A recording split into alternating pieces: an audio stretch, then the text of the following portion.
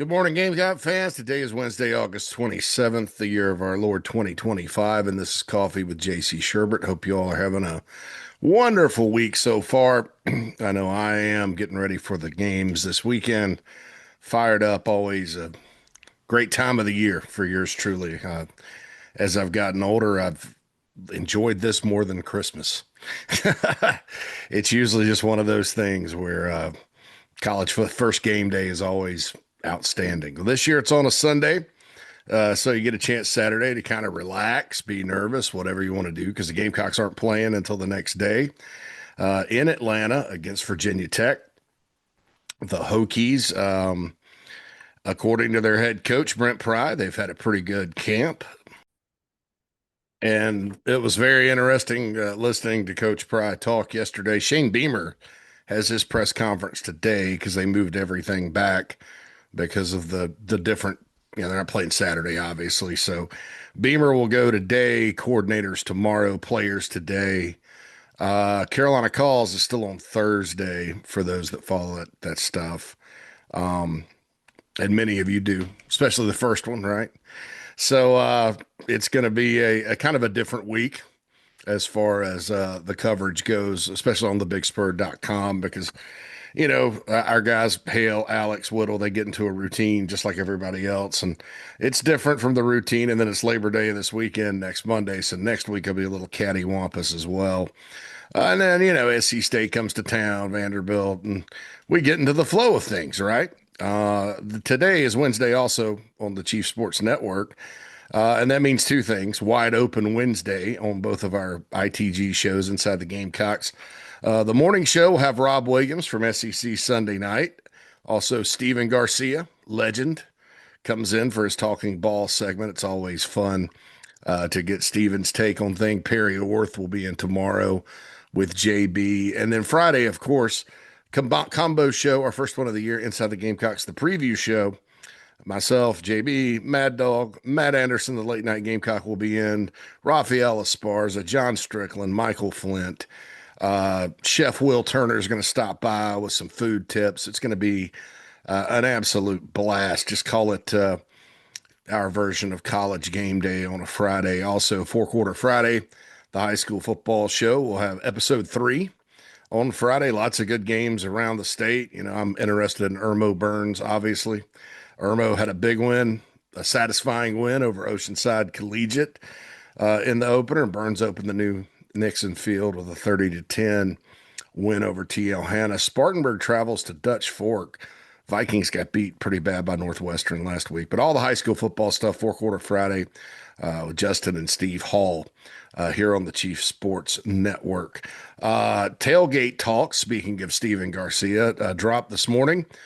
Gamecock defensive back extraordinaire Dante Robinson, who was the first round draft pick of the Houston Texans, played back during the Holtz era. Gosh, it's been 20 years. From Athens, Georgia, interesting recruiting story with him. They just sort of found him in Athens. There's been several players from Athens over the years that the Gamecocks have gotten that have been pretty good. Boaz Stanley from Oconee County on this year's team. That's right next to Athens. So when the Gamecocks have found a player in that area, usually it's worked out for them. There's been a few that haven't, but Dante Robinson definitely did. He was from Clark Central. Holtz and John Gudenkitz got him and was a really good player on some teams that, 02, 03, when he starting after Sheldon Brown and Andre Goodman left, those teams kind of took a step back. But he was really, really good. And the Texans drafted him in the first round. He played for years in the league, was an all-pro rookie selection.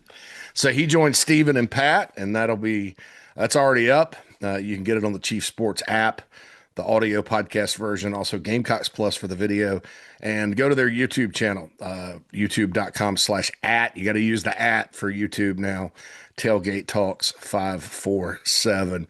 Hit that subscribe button both here and there for those guys as they continue to build Tailgate Talks. It's had crazy good numbers. People seem to really be enjoying it, and I know I do. So check that out. So into the afternoon, sports talk 6 to 8 with Phil Kornblut. He's getting everybody around the state ready. Clemson, LSU, South Carolina, Virginia Tech, all the other in-state schools, high school football. If it's South Carolina, they've got it. That streams on our app.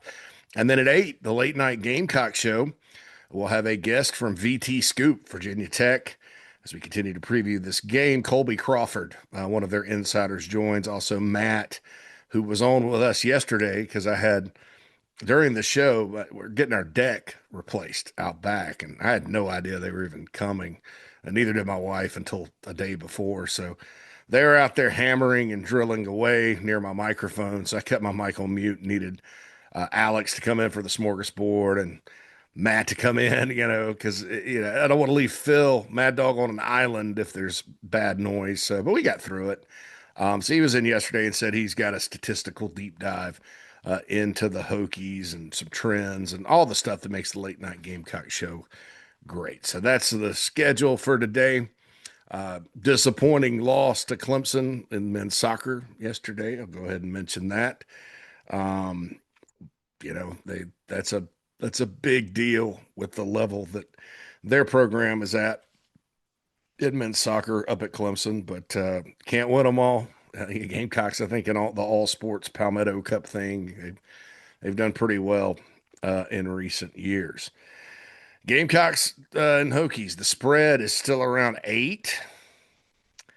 And folks, the more I dive into this and find out more about their personnel and listen to Brent Pry and talk to people familiar with that program, there's not the confidence in players that maybe there is at South Carolina right now. What does that mean as far as the outcome of the game? Like I always say, it's unpredictable. But let's just say the more I find out, the more this is a game South Carolina, in my opinion, has a lot of advantages as far as the matchup goes. Now, Brent Pry yesterday, the Hokies head coach, going in to his 4th year, 3-8 first year, 7-6, kind of a rebound year the next year. Drones, Kyron Jones, drones there. It's easier to say Kyron Jones. Kyron Drones, JC. Their very talented quarterback had a breakout season in 23. They were a popular pick to be a dark horse in the ACC. And Drones was banged up all year. And they went 6-7 with a pretty talented team. If you sort of look, and I always say, it's not really in college football these days what you lose, because to say that, you lost these players, and a lot of like big brand. When you're talking about can you recruit, can you draw ratings, what kind of money you're going to make, which is very important these days. I don't mind having a discussion about brand. I don't mind having a discussion about a program that has a big brand and saying they should be good, or like Mike Morgan says all the time, volcano programs. That's the way this sport's been. It's hard to ascend in the sport. It looks like sometimes the teams that I've always been good are good. Now, that can change over time. Minnesota was a powerhouse in the 1930s. You did not want to play them.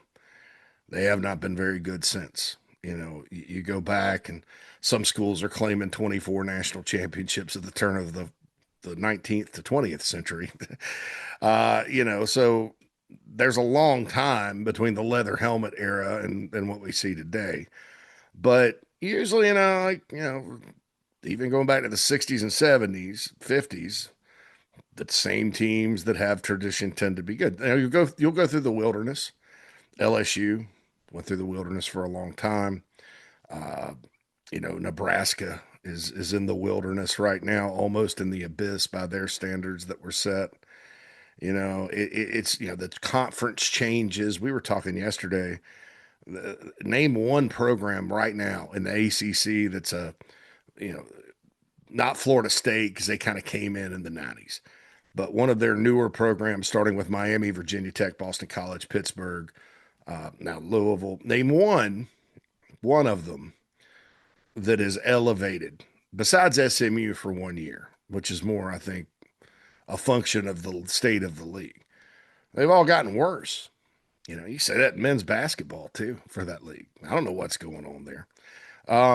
But I don't have a problem talking about brand as it relates to should you be good.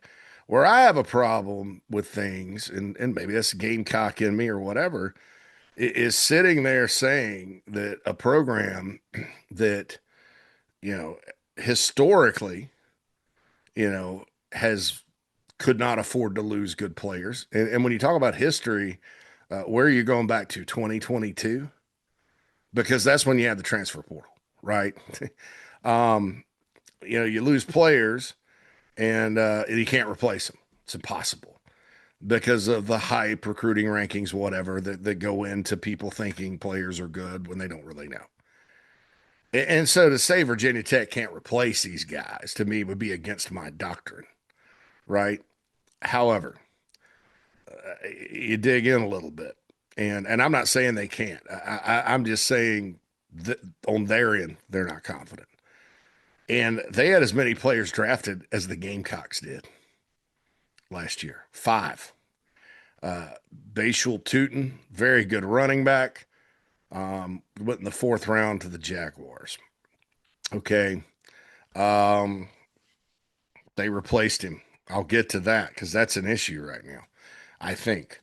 Jalen Lane, my favorite player on the Washington Commanders, obviously.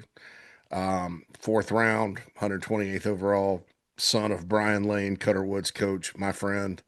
Obviously, big Jalen Lane fan. Transferred in from Middle Tennessee State and did really well for the Hokies last year. Dorian Strong was one of their corners, sixth round by the Buffalo Bills. The Philadelphia Eagles drafted edge Antoine Powell Riley in the sixth round. And then a defensive tackle, Aeneas Peebles, went to the Baltimore Ravens. So that's a lot of players, right? That they lost there. That's not even starting with the transfer portal that they lost. Xavier Champlin is at Auburn now. The two secondary starters, besides the guy that was drafted, Dorian Strong, they've hightailed it to LSU. There's a lot of other players that have left Virginia Tech. And so, I've talked a lot about, okay, both teams have a lot of new players. The difference is a lot of Carolinas are guys that have been in the program. They just have been behind other guys. They do have some transfer portal players that are going to start and play a lot that are very key to the whole season. But Virginia Tech, they got kind of got hit on both ends. Five guys drafted, all really good, all key to last year's team, which was 6-7. And then you go and you look at the portal losses. That's a lot. And so the question becomes, how good are the guys that have replaced them? Well, I'm going to give them the benefit of the doubt and say there's nothing that I know that says they're not really good or that they are not that good. I'm just kind of trying to pick it up with confidence level. So I mentioned a running back. Tootin was a really good player for them, kind of that classic Virginia Tech running back. So the guy they were counting on to replace him was Terrion Stewart from Bowling Green. Now, Stewart rushed for about 900 yards for Bowling Green last year. They almost knocked off who? A&M last season. It was Penn State the year before. Bowling Green kind of up and down. Gamecocks have a transfer portal player in Devontae Harris from Bowling Green. But he was a good player, and he was a guy that I think we circled a long time ago in August. Well, he's been up and down, not healthy, and Brent Pry said he's had a very average camp, but he may not play. So this is when coaches say this is a big week for him, they're evaluating his health, and there's a chance he won't go. So who else? And this is interesting. They've got a running back, 5'11", 220, good size, named Marcellus Hawkins. Now, he's a transfer from Central Missouri, a D2 school. Last year only played the 3 games, got that extra year. In 2023, first team all conference, 6.7 yards per carry, 157 carries, 1,053 yards, and 18 touchdowns. 5'11", 219. So supposed to be really fast. Now, this guy, this is one that could come up and bite you. And the reason I'm saying this is because the focus has been on Stewart. Bowling Green's leading rusher, at least G5, Everybody's counting out the D2 transfer. Well, they also counted out Mario Anderson, and they also counted out Cody Schrader from Missouri, who led the SEC in rushing a couple of years ago. Sometimes these guys, depending on how fast he is and how he can run physically, a running back like this could actually be better than Stewart at the end of the day. But he's the starter, and then they don't have much depth behind him as far as proven guys are trying to figure it out. Those that are asking about Braylon Bennett, the transfer from Coastal, and Brandon Bennett's son, he's a special teams guy, according to Brent Pry. So I don't expect him to be in the rotation. But yeah, Marcellus Hawkins from Oklahoma City, Oklahoma. That's one that you kind of look at and go, huh, this is an off the radar guy that's got good size and proven ability in football, even though it's the D2 level, to go out there and make it happen. This is where South Carolina's speed on defense is going to help. They moved Thomas Remack, who transferred from West Virginia, inside to try to get there. And it sounds to me from the comments like they're trying to find the right combo up front on the offensive line, and that screams offensive line issues. Um, but they got Remack in there and I thought just looking at them and reading up on them, Remack looked like their best offensive lineman. I thought for sure he'd be on a tackle, but he's not. He is on the inside, so he'll start at guard. Johnny Garrett, who's kind of been a career backup from Massachusetts originally, developmental guy, tough guy, Boston, 6'5", 318. He'll start at left tackle for them. And then Montavious Cunningham, who played for Sean Elliott at Georgia State. He's, speaking of Athens, Georgia, he's also from Clark Central, 6'4", 318. I remember hearing about this guy when he got in the portal. He last was at Georgia State in 2023 and kind of, I guess, left and came back. Left when Sean Elliott left and went to Virginia Tech. But he played in some games last year, but this is his first year as a starter. 6'4", 318. Had 11 starts at Georgia State, all 11 games back in 2023.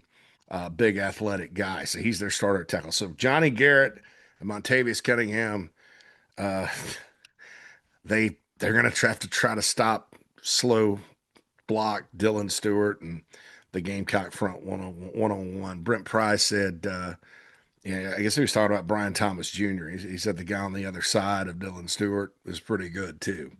So you got to worry about him. Um, and so the offensive line is a bit in flux. Receiver for them, as we dig more into it, Taki Heath is a guy that you need to watch. All these receivers are intriguing. Drones wasn't the most accurate passer last year. Uh, so hope for them, hopefully, he's gotten better at that because they've got some guys. Aiden Green's good. Donovan Green, when healthy, has been good in his career. I love Tucker Holloway. He's a go-getter, really fast guy. But this Heath guy is a player that they didn't really know if he was going to work out or not. According to Brent Pry, he's 5'10", 163, so he's like a Marion Brown, that size. Not a big dude, but shifty and fast. And if you let him get behind your defense, he's a slot guy, so he'll probably be matched up in the nickel. This could be a player that's a little problematic, if he can get off the line and do all those things. They do say he's gotten stronger.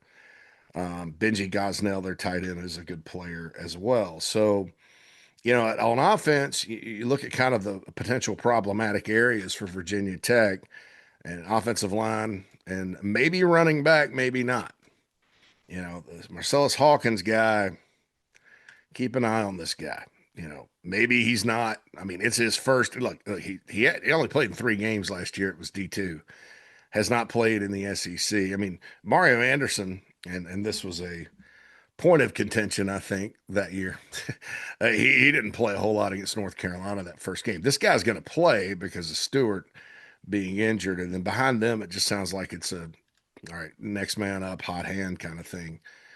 So the offensive line's got a chance. I like Remack and the other transfer from West Virginia at center. But it was surprising to me that they would start. They got two new tackles starting. So then Brent Pry in his press conference obviously brings up South Carolina's got their tackles back.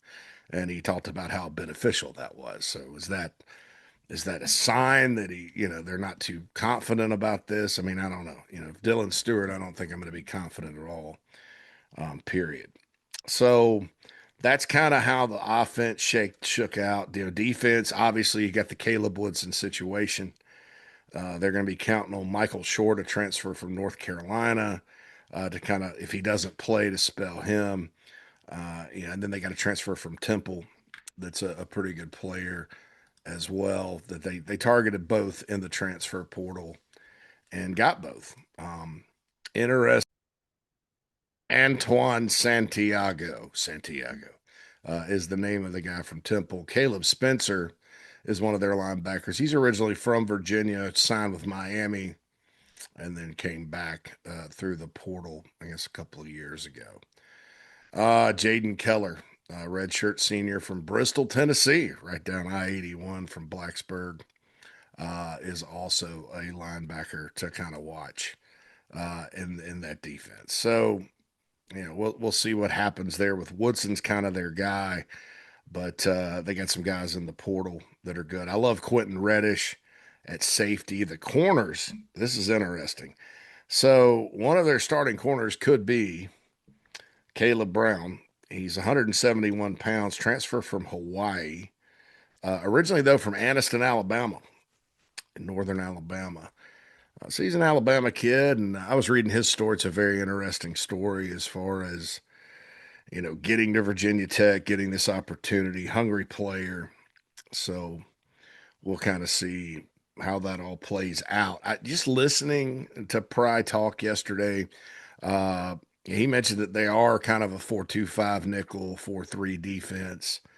I mentioned the Minnesota Vikings a little bit, but he says basically what Virginia Tech has run in the past schematically under Sam Sifkus. That's how you pronounce it, Sifkus, the former Wofford defensive coordinator. But I do think kind of listening to it because they have a lot of safeties and nickel listed as nickels or sub linebackers or whatever. I do think that multi safety look that the Cardinals gave to some extent is going to influence what they try to do with Carolina. I'm pretty sure, you know, they're going to try to harass Sellers some, confuse him some, drop. I'm sure they've watched the Illinois tape, and hey, that's kind of like because you have the Ole Miss tape too, and they kind of did a lot of the same thing. That's kind of what I think teams are going to think they can do. I mean, why would you not until you prove you can make them pay for it? But this is a different Gamecock team, and it is a different, different.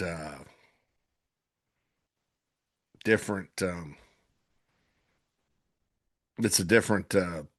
Sorry, I got a text in here. Different quarterback in Sellers than last year.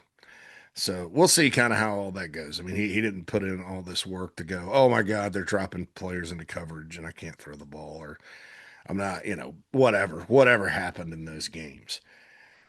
So, I think as far as defensively for the Gamecocks, what are the concerns? Well, if Marcellus Hawkins is one of those D2 studs that nobody knew about, that about midseason he's leading the ACC in rushing, and you got Remack in there, who's a good guard, and if the Gamecocks defensive tackles, who their coach is not, and he's got, unfortunately, thoughts and prayers to Travian Robertson, of course. I've known Travian since he was a recruit, and it's scary stuff getting in a wreck like that. And certainly, just all my thoughts and beyond football, to heck with the game. I mean, I'm just glad he's okay.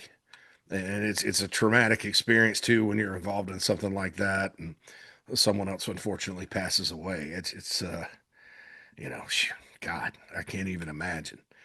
Uh, but he's a really good coach and developer of talent and stuff. And I'm sure Shane Beamer's replaced him well. But if the Gamecocks D tackles don't have a good day, if Fred Johnson and the linebackers, kind of inexperienced. If this guy's good. There's a lot of ifs there, but it could be more competitive. And a good game could be a scary game, could be a loss. You never know.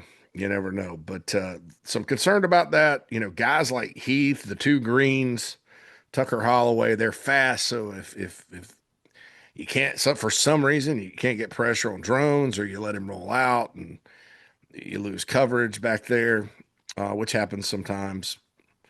That's problematic defensively. Without Woodson at linebacker, you still have Kevin Gilliam, Kamari Copeland, the defensive ends. Ben Bell is a pass rushing terror, or at least he was 2 years ago. Kind of like Hawkins. These guys are all really, really like green. They've played football. I mean, these guys have played a lot of football at Virginia Tech, but not on this team, not in this environment. Um, so I don't know. It's becoming more of a. I'll put it this way: if it were flipped, I'd be massively concerned about this game if the rosters were flipped. I'd be kind of hoping. Sometimes through the years of the Carolina, you just kind of hope, and then sometimes you hope and it works out. Right? That's happened before. You're like, you look at everybody, the roster on the other team, you look at the Gamecocks roster, you're like, well, shoot, I just hope they can compete. And then it ends up being a right down to the wire game, or the Gamecocks pull the upset or whatever. This is avoid the upset day.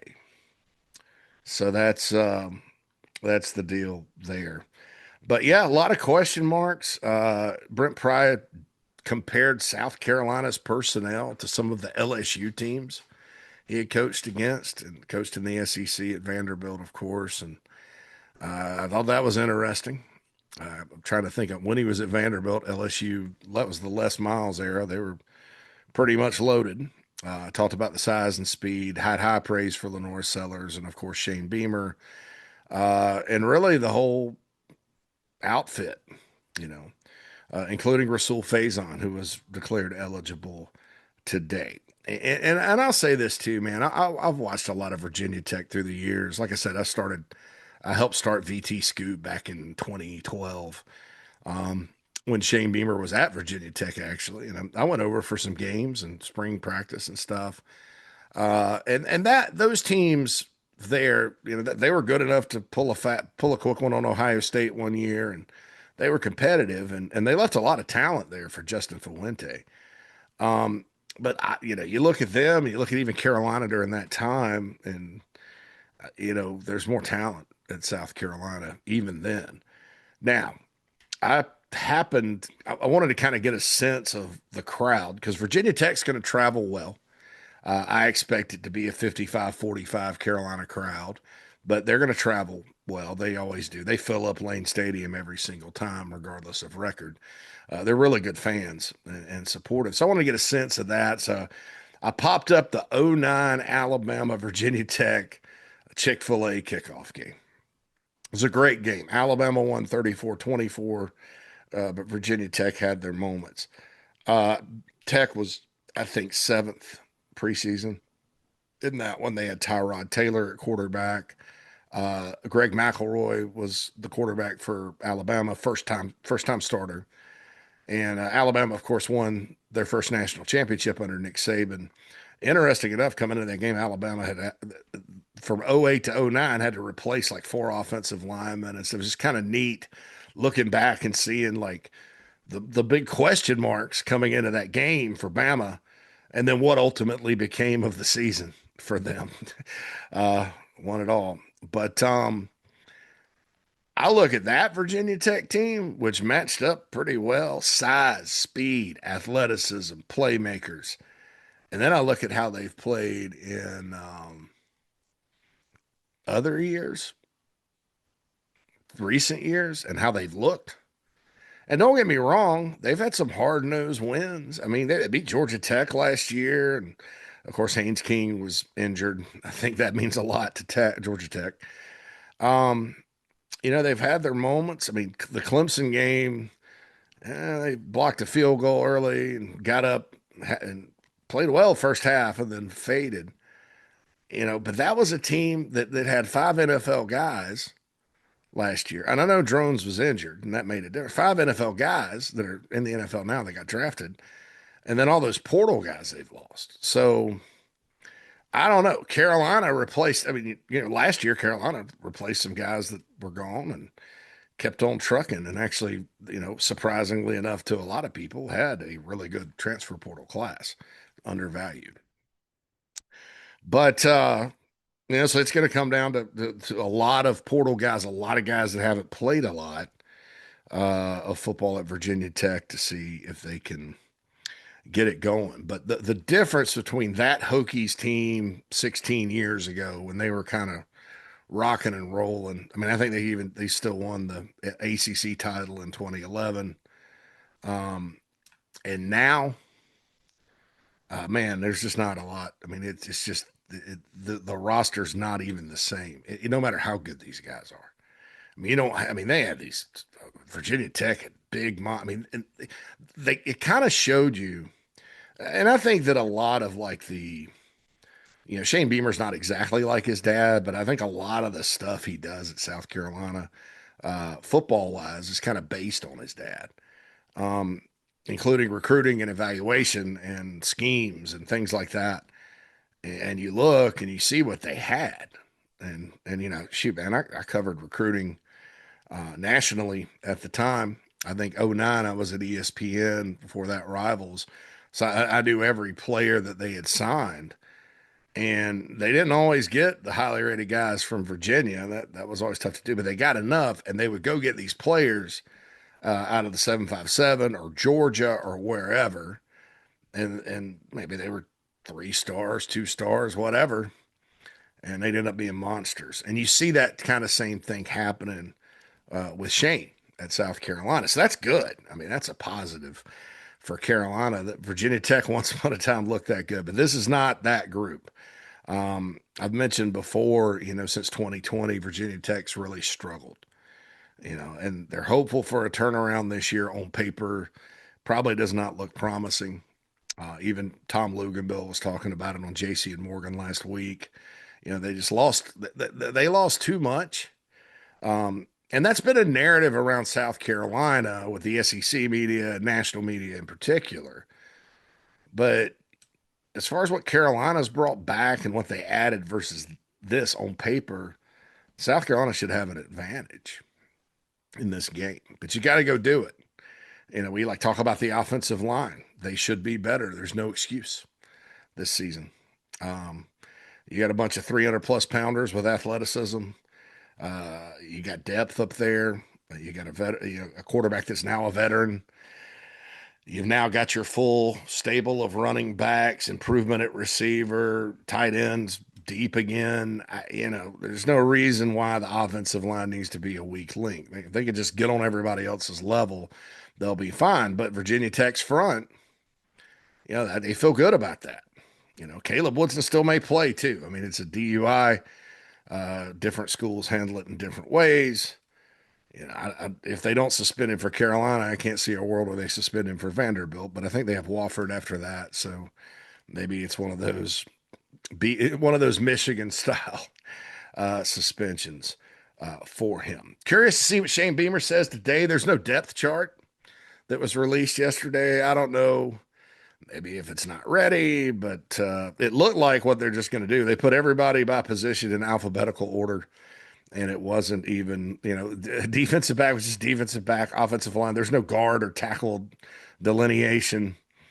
Maybe that's strategic. A lot of coaches, like I said this on the show yesterday when we got the game notes live, don't want to put out a depth chart because of the agents and the transfer portal, right? You don't want to give anybody that's actively in the ear of your players to leave your program, particularly your young guys, or like a guy, and I'm just using this as an example, folks. I'm not saying there's anything up with him or that he's leaving, but I'll use Jalua Solomon as an example. Jalua Solomon, when they signed him, they thought he's probably going to have to come in and start. Well, and Judge Collier got a lot better. Bakari Swain was really good. O'Donnell Fortune, I mean, he didn't have to. So he played some nickel last year. Well, then this year you've got guys in front of him as well at corner. Um, was Zabari Sandy hurt? Probably, at nickel, I think he'd probably be the second guy in. I mean, people knew about him in recruiting and wanted him badly. You know, if he has an agent, which he probably does, they're sitting there and look at the depth chart. You're not on the depth chart, blah, blah, blah. It just gives people fuel for the fire because, a lot of times some of these folks too, they're not going to take the time, uh, to sit there and, if the guy's playing, he's playing. They're not going to worry about something like a depth chart. So I haven't been told that's not the reason why, but I wouldn't be surprised if it was because South Carolina has a lot of good young players that they just need time to develop, and they need some guys, frankly, to graduate, before they can get in there and play, which is a good sign for the program. So I get it. It's probably disappointing for fans. Look, I'm not going to lie and say I wouldn't love to read it and discuss it and talk about it.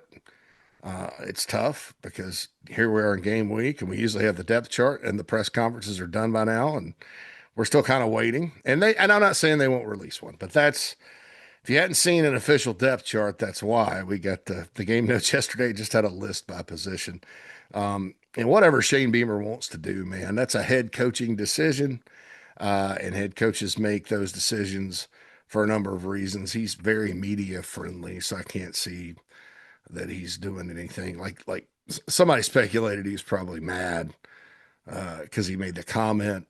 Gosh, was it spring? Yeah, about spring about somebody putting out an O-line depth chart and all that. And I don't think it's about that. I think it's probably strategic relative to ongoing competition within your program first and foremost, the morale of your team.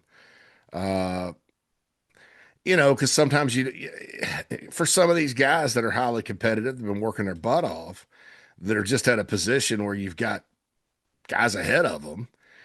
That could be a morale uh, thing, right? You see the depth because we don't do a depth chart for punt team and kick return team and extra point team and all the special team snaps these guys get, right? We don't do a depth chart for that.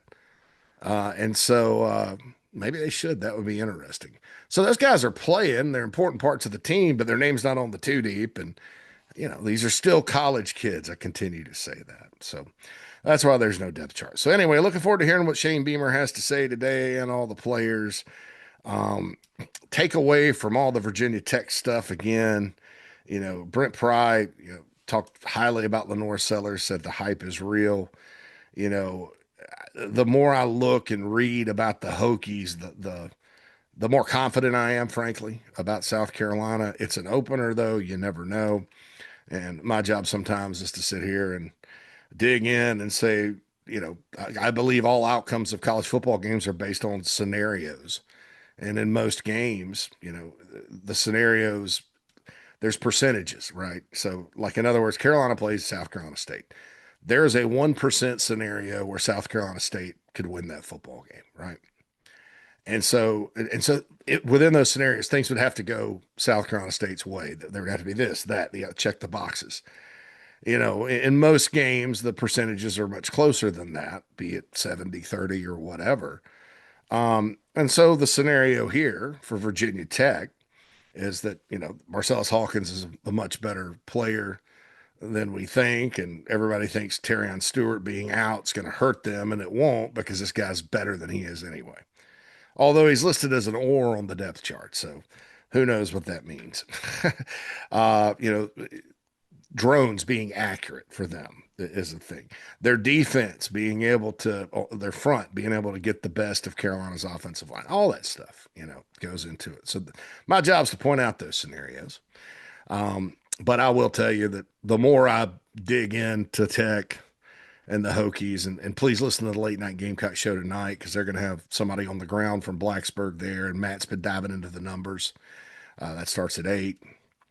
The more I dig in, the more I think Gamecocks are going to need to play well, but I think they can be okay on Sunday in Atlanta. All right. Pleasure talking with you folks today on Coffee. Don't forget all our shows later. Check out Tailgate Talks. This has been Coffee with JC Shurburtt. It's Thursday tomorrow. It's Friday. Only 2 more episodes of Coffee until the Gamecocks will kick off the 2025 football season in the ATL on the last day of August. Weather's looking good. I'm excited. I'm excited, folks. All right, I'm out. Holla. JC and Mad Dog Mully on the Gamecock Show.